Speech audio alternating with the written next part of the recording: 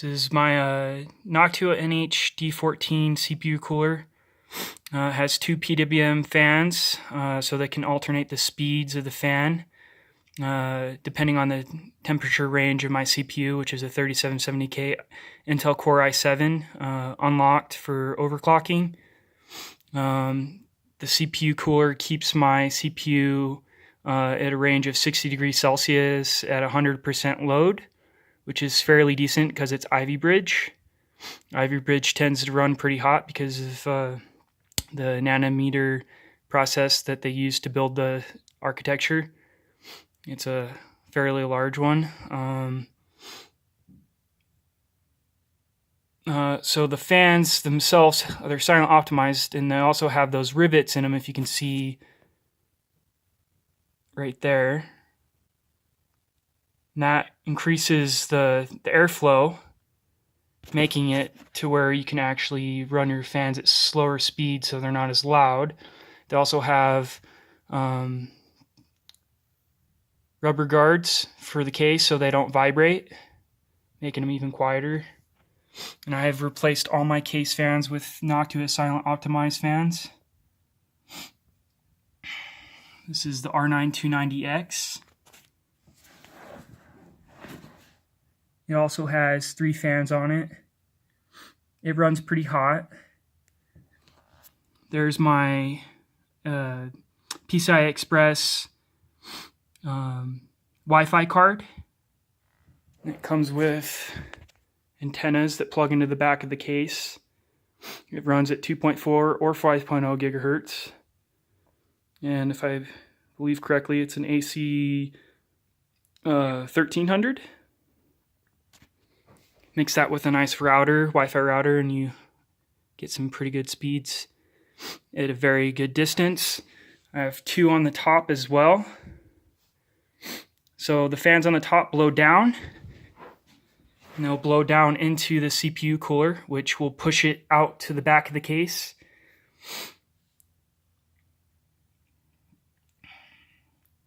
If I remember, this one pushes it upward, so it can go up into here and be pushed out of the case. Same with this one, the one on the front, the 2. And they're all Noctua, silent optimized. Get a better close at the rivets on them. And that's to increase the airflow and the fans moving. You can see they're all along the entire span of the case fan. There's one on that one, there's one on that one.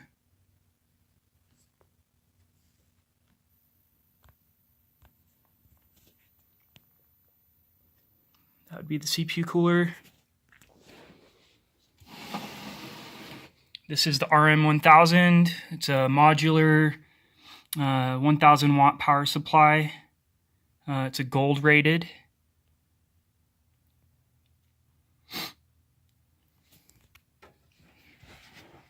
This is my solid state hybrid drive made by Seagate. It's 2 terabytes. And this is for my case fan, since my motherboard was limited on the amount of CPU fans I could connect to it. I have a daisy chain connected to it as well.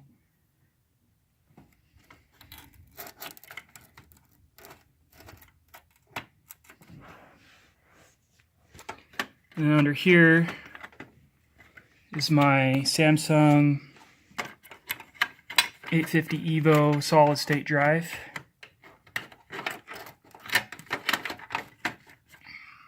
Let's pull this out.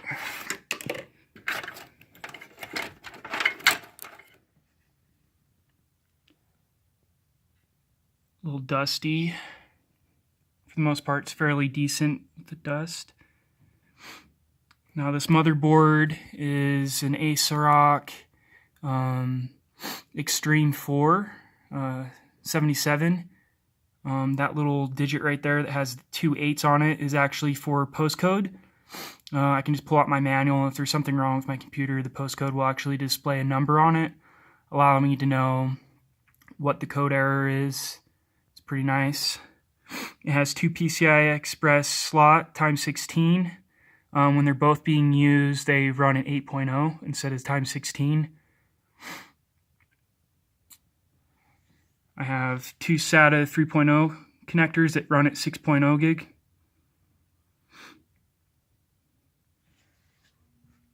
Cable management in this case is pretty nice. I mainly got this case because of airflow, because of how many case fans I can fit in it.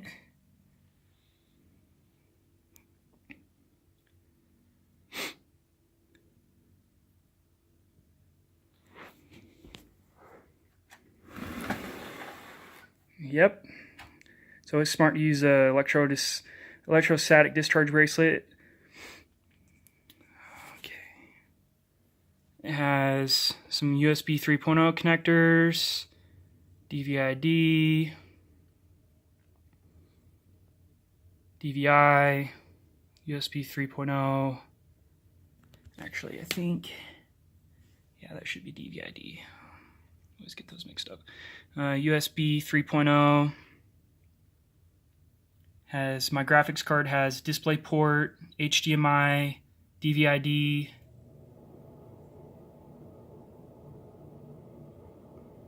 This graphics card can handle an output of 2K graphics on intense graphical video games, or it's also a very good data mining card for Bitcoin. It actually fluctuated to about $900 when it was released because of how effective it was at mining for Bitcoin. This is the back. This case is also good for, it has mounts for water cooling if I wanted to. Let's go ahead and take a look at the back.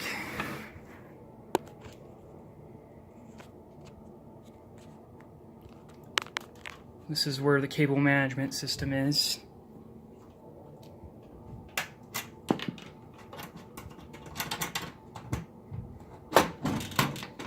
I also have 4 sticks of 1600 megahertz RAM in here, 4 sticks of 8 gigs, so I have 32 gigs. They're running in dual channel. So this is where all my cables are at in the back.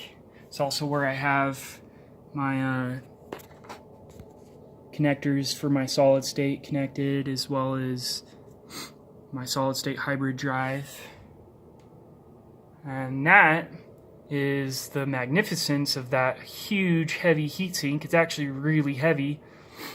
The way Noctua has designed it, if you look here, it's a brace so you don't snap your motherboard. Because it's very heavy. It's a very heavy CPU cooler. And the way they've designed it, it distributes the weight evenly.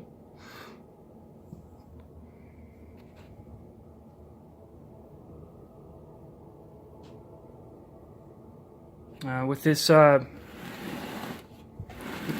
supply, this RM1000 modular power supply made by Corsair, it can run 2 R9 290Xs very easily with everything that I have in this machine.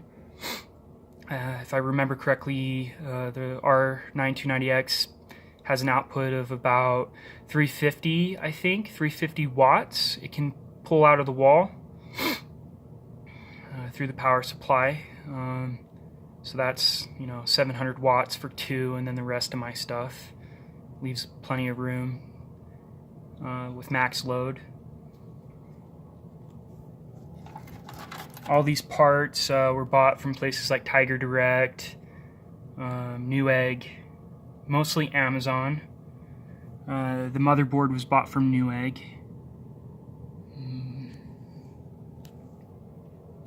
24-pin connector. Got to be careful with those. Don't want to break it. Got to wiggle it out. That's for my case. That's the case power connectors for up here. USB 3.0 head jack. whatnot.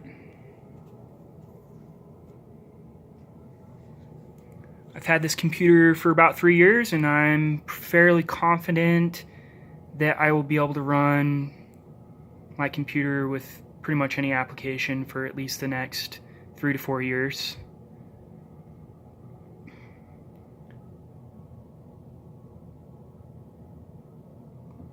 The 3770K Intel Core i7 processor was a huge leap in technology. Based on CPU Boss benchmark reviews, there isn't too massive a difference between the latest gen Intel Core i7, other than they're now including more cores, which means more hyperthreads. And, yeah, so this monitor here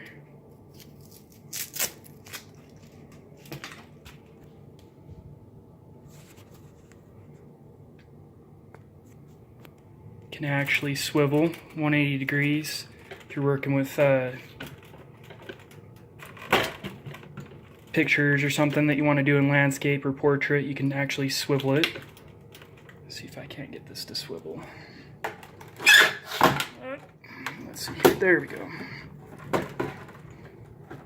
So it actually swivels 180 degrees. And I think the color ratio is 80 million to 1. It is a PLDS monitor, so it has very vibrant colors.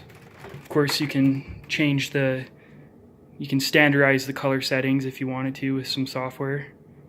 And it is a 2K high definition widescreen, so you can actually, it has wide viewing angles. You can see it from, I think, about a 180 degrees without it blurring out, which is pretty nice.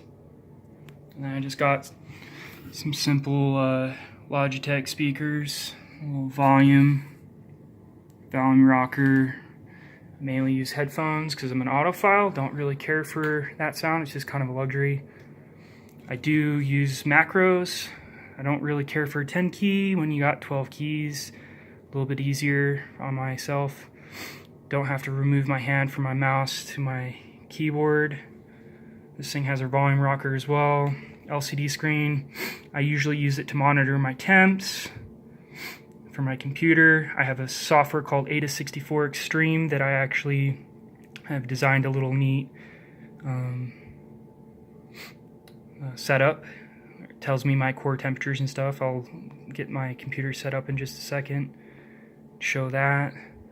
Logitech G13. It basically replaces the whole left side of the keyboard, except you can customize every key to whatever function you want. Little joystick. Not just for gaming, you can use it for just about anything. These keys are programmable as well. You can have up to 3 sets of programs. You can also hit the macro on the fly, so if you wanted this button to be shift, you can make it shift. If you want it to be escape, you can be escape. If you want it to be multifunction, where it's shift and plus, or control and V, or for paste or whatever, you can do the same thing with the mouse and the software. So this is Logitech G19. Camera flash. Okay, I'm going to pause this for a second. On top of that, on the bottom of this case is a filter. Collects dust. Now you probably wonder how loud it is. I'm sure that's louder than some people. There's a lot of people that prefer water cooling, but for me, I could easily overclock my 3770K, but for a 3% performance increase, it's just kind of min-maxed me. Doesn't really matter. I want longevity for my CPU, and that's why I have such a massive heatsink on it. When I first installed this, I had a HyperX 212, not a HyperX, a Hyper 212 for my CPU cooler, and the graphics card down here was getting a little too hot because the architecture for the Hawaii chipset on the R9 290X runs relatively hot for some reason, but for a budget video card, NVIDIA tends to make a lot cooler architectures and cooling setups. And that's the heatsink. Runs all along the board. You can see the piping distributing the heat. Now this card actually does take a 6-pin, and let's see here.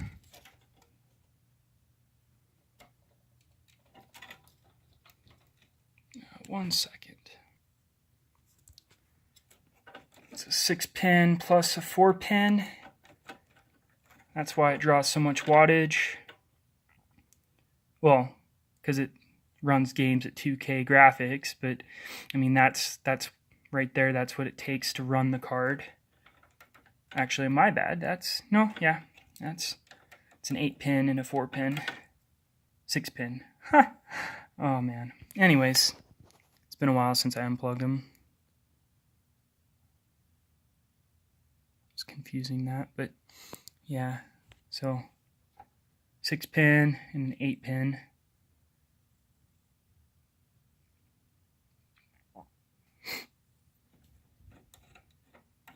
If I remember my R7 270X only took a 6-pin connector, so the fact that I need to run an 8-pin PCI Express connector with a 6-pin means this draws a lot of wattage.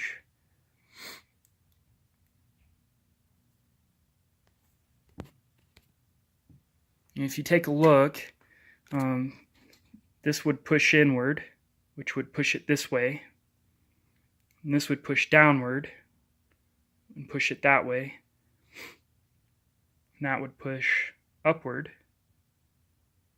So it's all drawing the air onto the parts that get really hot, and everything's being sucked out the back. I did try several different configurations. This seems to be the best one. Front fans pushing this way, this one pushing up, and everything getting sucked out this way. And these two pushing down. So down into the CPU cooling fans, which push this way. That one sucks. So everything's being pushed to the back of the case.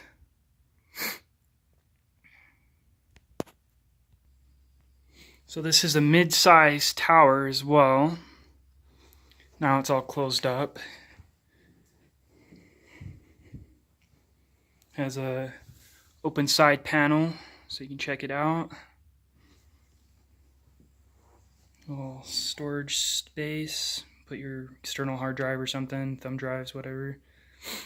Power switch, reset switch, hard drive lights, indicators, and whatnot.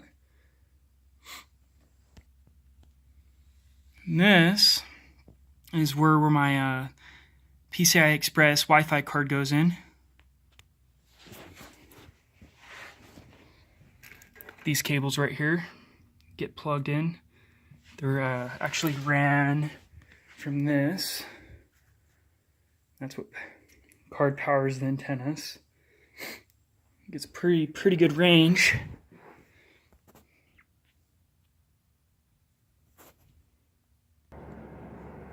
Okay, so turned it on.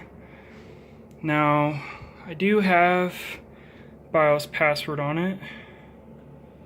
Go ahead and put that in.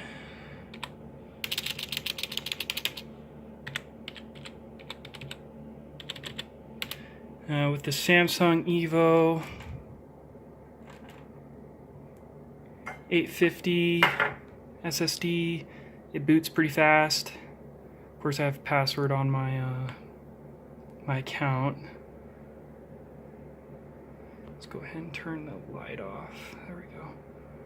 So that's a 2K resolution image there. Go ahead and put my password in.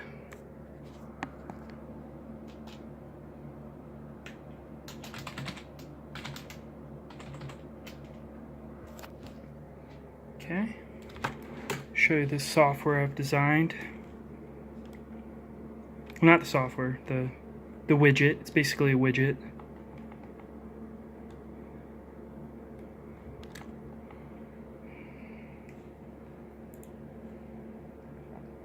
And I used 8064 Extreme to do it.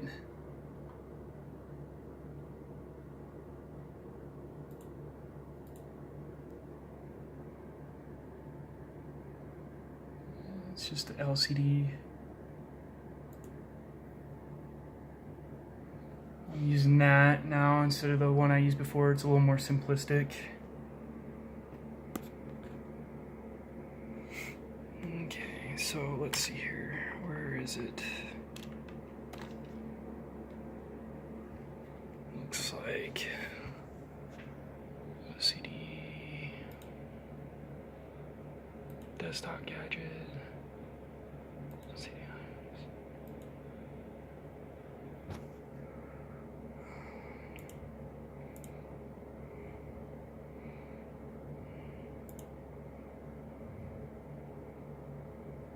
My apologies. Give me just 1 second.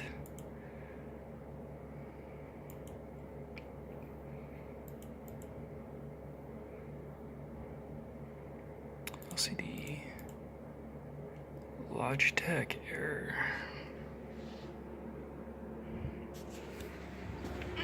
I'm guessing.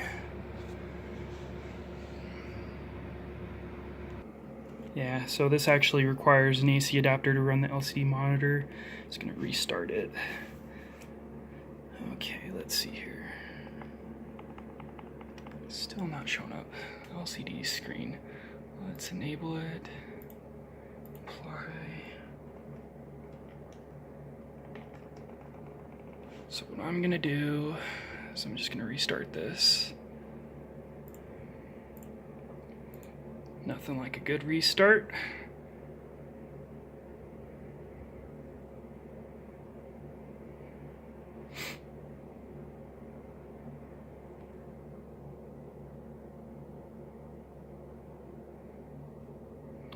Monitor is made by asus, by the way, and this does support UEFI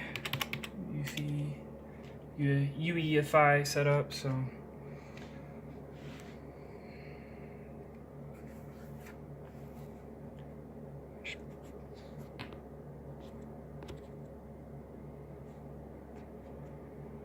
okay, let's see here.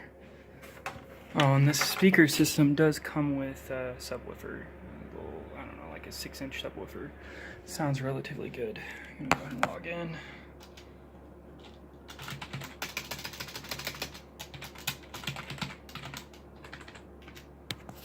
Okay, there's ASRock loading.